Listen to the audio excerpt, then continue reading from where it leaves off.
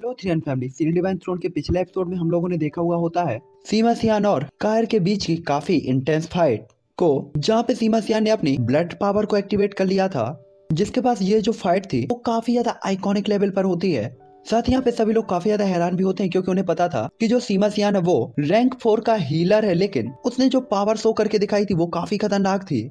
हालांकि फिर भी कायर सीमा सियान को अपनी पावर का थोड़ा सा ही यूज करके हरा देती है। तो इस एपिसोड की स्टार्टिंग में कायर को विनर अनाउंस कर दिया जाता है और साथ ही साथ उसके टोटल पॉइंट अनाउंस किए जाते हैं, जहां पे हमें बताया जाता है कि फाइनल में जाने के लिए कायर ने अपने सारे ही मैचों को जीत लिया है और टोटल 16 पॉइंट हासिल किए हैं। और क्योंकि हर मैच में 2 पॉइंट दिए जाते थे जीतने पर और ड्रॉ पर 1, तो सायर के 16 पॉइंट का मतलब था कि सायर ने 8 मैचेस को जीत लिया है। हालांकि अपने मैच को खत्म करने के बाद कायर यहाँ पे ज्यादा टाइम वेस्ट नहीं करती और तुरंत यहाँ से निकल जाती है, क्योंकि उसे हाउ चैन से मिलने भी जाना होता है। जिसके बाद सीन शिफ्ट होता है और हमें हाउ चैन दिखाया जाता है जो कि सायर का इंतजार कर रहा होता है। और ये वही जगह होती है जहाँ पे वो और कायर हमेशा मिलते हैं। हालांकि कुछ ही टाइम के अंदर कायर भी वहाँ पे आ जाती है और कायर को देखकर हाउ चैन काफी ज्यादा खुश होता है। और इसके बाद भागते हुए कायर के पास जाकर वो उससे आज के मैच के बारे में पूछते हुए कहता है कि तुम्हारा मैच कैसा गया। जिसपे कायर उसे रिप्लाई करते हुए बताती है कि वो अपना मैच जीत चुकी है। जिसपे हाउ चैन कायर का हाथ पकड़ता है और उसके साथ चलने लगता है, जहाँ पे कायर हाउ चैन को बताती है कि ये मैच अब धीरे धीरे काफी ज्यादा डिफिकल्ट होता जा रहा है और पावरफुल लोग अब एक दूसरे के सामने आने लगे हैं। और इस टाइम पे इस कंपटीशन में सबसे पावरफुल पर्सन यान बैन जाओ है, जिसने अपने 9 मैचेस में 9 के 9 मैचेस जीते हैं, जिसके कारण ये टॉप 16 में सबसे नंबर 1 पर रैंक में बैठा हुआ है। साथ ही 9 टेम्पल से भी 2 नाइट टॉप 16 में अपनी जगह बना चुके हैं, जो कि 7 विन्स 1 लॉस और 1 ड्रॉ के साथ 15 पॉइंट पर है। वहीं इस लिस्ट में सिस्टर लीजिंग भी आ चुकी हैं, जो कि अपने 9 मैचेस में 7 विन्स 1 लॉस और 1 ड्रॉ के साथ 15 पॉइंट पर हैं। जिसके बाद हाउ चैन बताता है और इस टॉप 16 में सेकंड नंबर पर तुम हो, जिसके टोटल 9 मैचेस में से 8 विन्स और 1 लॉस के साथ 16 पॉइंट है। और इसके बाद बाकी सभी लोग एक एक करके इसमें अपनी जगह बनाते जा रहे हैं। जिसके बाद हाउ चैन नेक्स्ट मेंबर के बारे में बताता है जो कि फैंग जियो होता है, जो कि अपने फिनिक्स के साथ 7 विन 1 लॉस और 1 ड्रॉ के साथ 15 पॉइंट पर होता है और टॉप 16 में अपनी जगह बनाने वाला होता है। और इसी के साथ हमें बाकी मेंबर्स के बारे में भी बताया जाता है, जो कि काफी ज्यादा पावरफुल और स्ट्रॉन्ग हैं और इनके चांसेस टॉप 16 में आने के सबसे ज्यादा हैं। इन सभी के नाम को हम फाइट के बाद में ही डिस्कस कर लेंगे, जब ये लोग फाइट को विन करके टॉप 16 में पहुंच जाएंगे। इस टाइम पे हमें उन टॉप 16 कैंडिडेट्स को दिखाया जाता है जो कि अभी इसमें पहुंच चुके होते हैं और इस पे अभी भी लास्ट पोस्ट खाली होती है और हाउ चैन अभी भी इसमें नहीं होता। इस पे यान बेन जाओ टॉप पर, कायर थर्ड पर होती है और सिस्टर लीजिंग नंबर 8 पर होती हैं। जिसके बाद हाउ चैन बताता है कि लास्ट की पोजीशन के लिए जिनके सबसे ज्यादा चांसेस हैं उसमें वॉरियर टेम्पर की बोंग यू है, जिसने अब तक इस मैच में 6 विन्स और 2 लॉस के साथ और इसके टोटल पॉइंट 12 हैं। और वहीं हाउ चैन अपने 8 मैचेस में से 6 विन और 2 लॉस के साथ 12 पॉइंट पर होता है।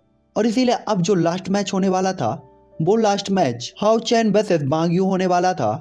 और इसके बाद हाउ चैन कायर का हाथ पकड़ते हुए कहता है मैं टॉप 16 में आके ही रहूंगा। जिसपे कायर कहती है मुझे तुम पर पूरा भरोसा है कि तुम ये जरूर कर लोगे और मैं टॉप 16 में तुम्हारा वेट करूंगी। जिसके बाद सीन शिफ्ट होता है और हमें नए टेम्पल का सीन दिखाया जाता है, जहाँ पे मास्टर ये हुआ हाउ चैन के साथ मिलकर उसकी नेक्स्ट आने वाली फाइट के लिए स्ट्रेटजी बना रहे होते हैं। और साथ ही साथ वो हाउ चैन के अपोनेंट वांग यू के अटैक्स, मूव्स और डिफेंस टाइप अटैक्स को पूरी तरीके से एनालाइज कर रहे होते हैं और उसका पूरा ही बायोडाटा रीड कर रहे होते हैं। जिसपे उन्हें पता चलता है कि वांग यू का जो कल्टीवेशन है वो रैंक 4 पर है, लेकिन हाउ चैन अगर हम उसकी पावर की बात करें तो उसकी पावर के सामने तुम थोड़ा सा वीक हो, क्योंकि अगर हम बात करें नाइट ट्रेनिंग सिस्टम की तो ये पूरी तरीके से एक बैलेंस पावर होती है। लेकिन अगर हम बात करें वॉरियर टेम्पल की तो वो अपने डिसाइबल्स को पूरी तरीके से अटैक पे कंसंट्रेट कराते हैं। और अगर हम तुम दोनों के बीच की स्पीड को भी कंपैरिजन करें तो वैंग युआन तुमसे काफी ज्यादा फास्ट है। लेकिन हाउ चैन अगर हम बात एनर्जी और डिफेंस की करें तो तुम यहाँ पे वांग युआन से थोड़ा बेटर हो। लेकिन हाउ चैन सबसे बड़ी प्रॉब्लम की बात यह है कि वैंग युआन एक वॉरियर है और उसने अपने पूरे ही मैच के अंदर अब तक अपने वेपन को यूज नहीं किया और फिर भी वो इस लेवल तक पहुंच गई है। और हमारे लिए परेशान होने वाली बात भी यही है कि अगर ये इस फाइट में अपने वेपन को यूज करती है तो हमें नहीं पता कि इसकी पावर लेवल किस लेवल पर पहुंच जाएगी। साथ ही मुझे जितना पता है उसके हिसाब से उसका वेपन उसका ट्रम्प कार्ड होना चाहिए, जिसने बचना इजी नहीं होगा।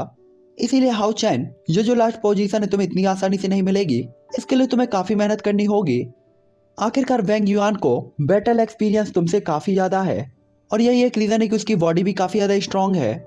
और मैं जितना ज्यादा इस लड़की के बारे में सोच रहा हूँ, मुझे उतना ही लग रहा है कि कहीं ये लड़की साउथ ईस्टर्न फोर्ट से ट्रेनिंग करके तो नहीं आई है यहाँ पर। और इसके बाद सीन शिफ्ट होता है और हमें नाइट टेम्पल के एल्डर दिखाए जाते हैं जो कि साउथ ईस्टर्न फोर्ट्रेस की बात ही कर रहे होते हैं, जहां वो सबको बताते हैं साउथ ईस्टर्न फोर्ट्रेस पे डीमंस का काफी बड़ा अटैक हो गया है और उस जगह को वॉरियर टेम्पल्स के वॉरियर्स गार्ड कर रहे होते हैं, जिसके कारण वॉरियर टेम्पल को काफी बड़ा लॉस हुआ है। और सोल्जर्स के अकॉर्डिंग वहां पे जो फाइट हुई थी वो पूरी तरीके से एक तरफा हो गई थी, क्योंकि वहां पे जो डीमंस की क्वांटिटी थी वो कंटिन्यू बढ़ती ही जा रही थी और बढ़ती ही जा रही थी, जैसे उन्होंने अपना टारगेट साउथ ईस्टर्न फोर्ट्रेस को ही बनाया हो। और हम सभी को पता है कि साउथ ईस्टर्न फोर्ट्रेस वहां पे 6 पैसेजेस को कंट्रोल करता है और अगर हमने इसे जल्दी ही नहीं रोका तो वो 6 पैसेजेस डिस्ट्रॉय हो जाएंगे और डीमंस इस एरिया के अंदर आ जाएंगे, जिससे ह्यूमैनिटी पे भी खतरा आ सकता है। जिसके बाद सीन शिफ्ट होता है और हमें नाइट टेम्पल के एल्डर का ग्रैंड सन दिखाया जाता है जो कि अपने ही ग्रैंडफादर को लेटर लिख रहा होता है और उसने लेटर में लिखा हुआ होता है कि वो यहाँ से जा रहा है और वो किसी का भी कंपेनियन नाइट नहीं बनना चाहता, क्योंकि इस बार वो इस डीमन एंड टूर्नामेंट में शामिल नहीं हो पाया, जिसके कारण वो फ्रंट में रहकर फाइट बिल्कुल भी नहीं कर पाएगा।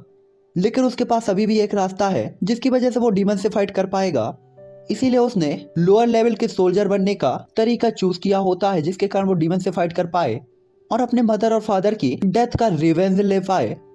साथ ही साथ इस टाइम पे ये काफी ज्यादा सैड होता है और साथ ही साथ अपने मॉम और डैड की डेथ को याद कर रहा होता है कि उनके साथ कैसे क्या हुआ था। और इसे याद करने के बाद वो तुरंत ही डीमन से फाइट करने के लिए साउथ ईस्टर्न फोर्ट्रेस की तरफ निकल पड़ता है।